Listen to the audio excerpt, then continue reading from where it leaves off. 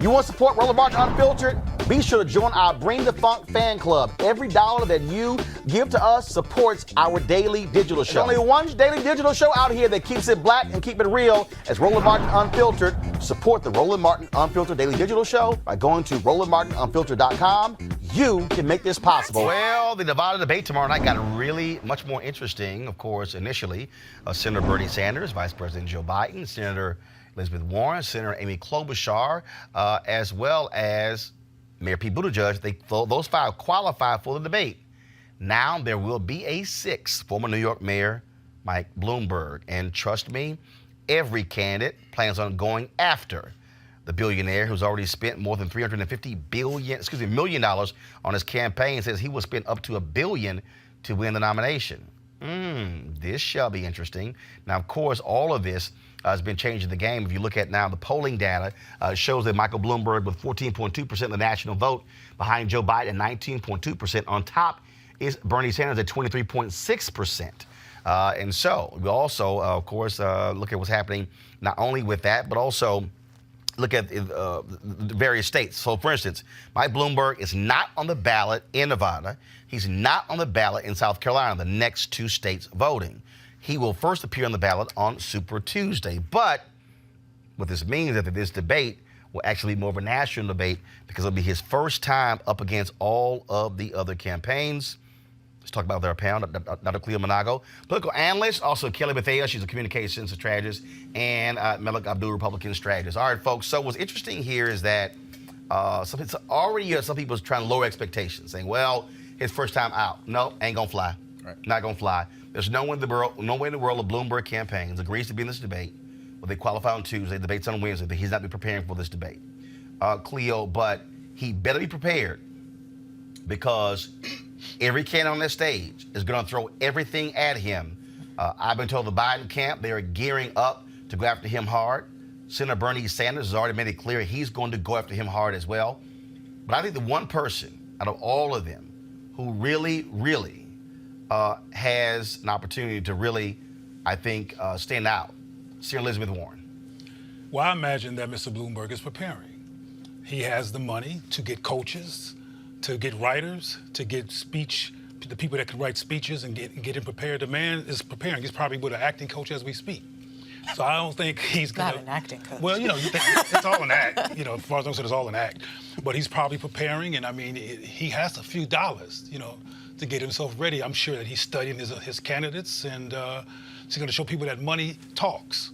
Because clearly it does. I mean, he just came on the scene, and he's already above over half the people running for president, according to the polls. So we will see what happens. Kelly? I just feel like this is going to end up being a battle of the billionaires. And it's unfortunate because the whole point of this entire process is that Americans' voices are heard. All Americans, not just the ones who can afford. Oh, really? In theory, yes. Oh, theory, okay. That is the point. And what's happening? And what's happening right now is something that, frankly, we've looked down on other countries for doing. You see these, high-end politicians who are, career politicians who have loads of money, who just saturate the field with, their imagery, their campaign stuff, and not letting everybody have a shot at being, in leadership. And that's the whole point of a democracy, is so that that is the point. Okay. Actually it's not. I mean, the reality is big money people have always had the advantage over it. And the reality is, if you can't raise money, you're not going to stay in. You look at the fact that the percent of Bernie Sanders has a massive grassroots campaign, average donation around $19-20. The reason he's still in the game is because he's built this grassroots infrastructure. Right. Other candidates who haven't done it, who have not been able to do that, they're not doing well.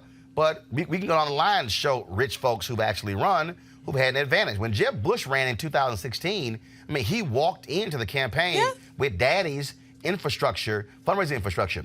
George W. Bush, same thing. He walked in. So it's not like we haven't seen this before. I'm not saying we haven't seen it before, but at the same time, I feel like the stakes are a little bit higher because... For who? For everybody, frankly, because right now, especially on the Democratic side, everybody, for the most part, is like anybody but Trump.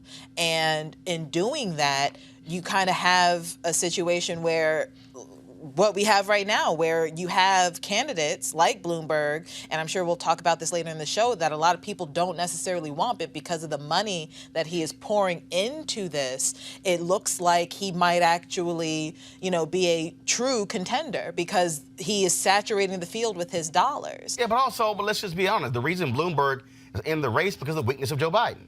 I mean, the reality is, if Joe Biden had not shown the level of weakness, Michael Bloomberg would not be in the race. That's why he jumped in. And so you have that. You have this belief that Bernie Sanders is too much being a socialist. That basically Trump is going to win 35 or 40 states if Bernie Sanders is actually the Democratic nominee. Then, of course, you have the billionaires who are not particularly happy with Senator Elizabeth Warren. But the reality is, if Vice President Joe Biden was a much stronger candidate beginning of January, Mike Bloomberg is not in this race. Have you heard about the Greenwood Initiative? Yeah, I've heard about it. That sounds on paper very, very black and impressive. Yeah, but it's not substantial.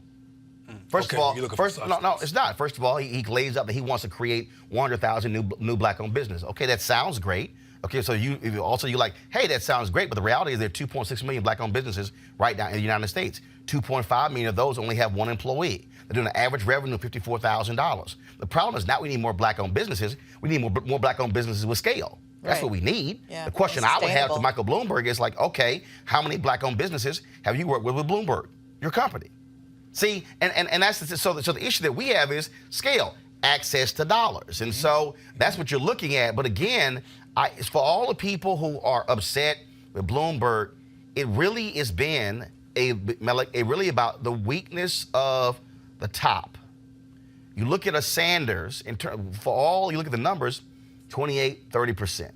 Okay? People saying who can beat Trump. Sure, you got these hypothetical matchups showing that Biden and Sanders can actually beat Trump in the fall, but those are polls, we know how those go. But what you're dealing with now is, it's very simple. Big money people. He spent $100 million of his own money running for mayor of New York. Mm-hmm. Yeah. This should be no surprise to anybody that he'll spend his own money. Mm-hmm. Yeah.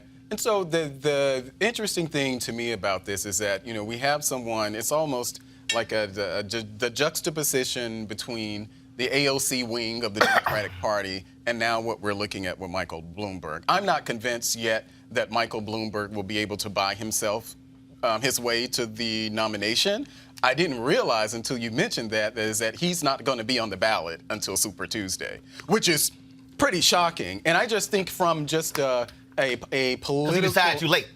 That's why. Mm-hmm. And I think for this from a political lens, those of us who follow politics, the possibility of a candidate coming in and not being on the ballot, not really having debated and getting the amount of support that he has purely because of how much money he's been able to throw into the race, I started thinking about what could happen, and I know people will disagree, but I started thinking about what would happen if we eliminated the Electoral College. So someone like just think about it, someone like Michael Bloomberg, you can just appeal to your California, your New York, your Florida, your Texas markets, and don't have to worry about campaigning in any other place. It's not true.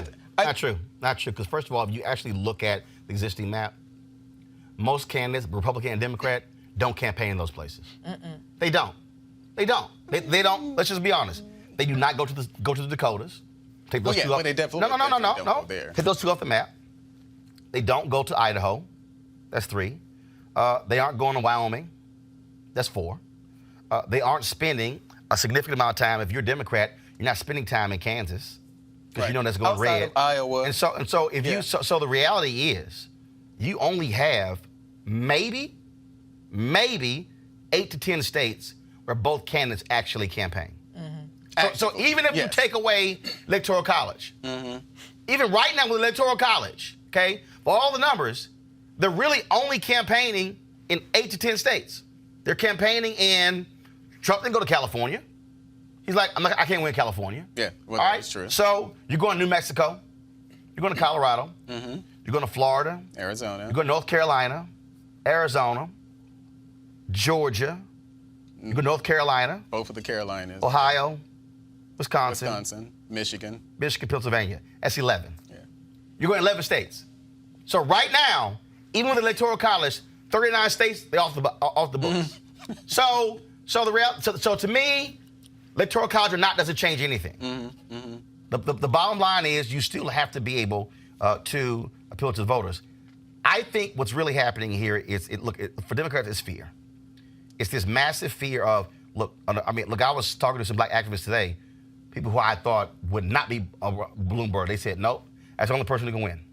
I was like, wow. And can I just mention? And I'm talking about, these are hardcore, on the ground, community activists, and they said, he's the only one who can beat Trump. But I think it shows the power of money, wealth, and opticals. For example, we all know that he's been peddling Obama in his commercials. The implication is that Obama is going to be supporting me. And that's what it looks like. Well, and even though a lot of people, all of this back stuff, which is all true that you're breaking down, a lot of people are not considering only going by the opticals, and which is why a very smart Bloomberg put old footage from 100 years ago, well, 2 or 3 or 4 or 5 years ago, in his campaign to make it look like I got y'all's black man with me. And Obama has not come out and said nothing against his footage being used, which implies that he endorses Bloomberg. I don't think that's an implication that he endorses Bloomberg at all, because you still have you're being logical, running. but you're being logical. Nobody else has used an image of Obama in their campaign but him. A lot of people don't use logic. They use an optics. It gives. I see the optics. It gives the impression. Yeah. Right. Obama says I was great. But here's the reality. That's what you do in politics. The bottom line is, you look to gain an advantage. All right, folks, back to our Roland Martin Unfiltered video in just one moment. Are you looking to enhance your leadership or that of your team in 2020? Join our newest online course and mastermind group, How Successful People Think. Dr. Jackie Hood Martin will be your guide as you learn timeless leadership principles to apply to daily living. The offer expires February 28th. To register or start the online course, go to www.live2lead.com/Leesburg, www.live2lead.com/Leesburg. Now back to your Roland Martin Unfiltered video. You want to check out Roland Martin Unfiltered? YouTube.com/Roland S. Martin. And subscribe to our YouTube channel. There's only one daily digital show out here that keeps it black and keep it real. It's Roland Martin Unfiltered. See that name right there? Roland Martin Unfiltered. Like, share, and subscribe to our YouTube channel. That's youtube.com/Roland S. Martin. And don't forget to turn on your notifications so when we go live, you'll know it.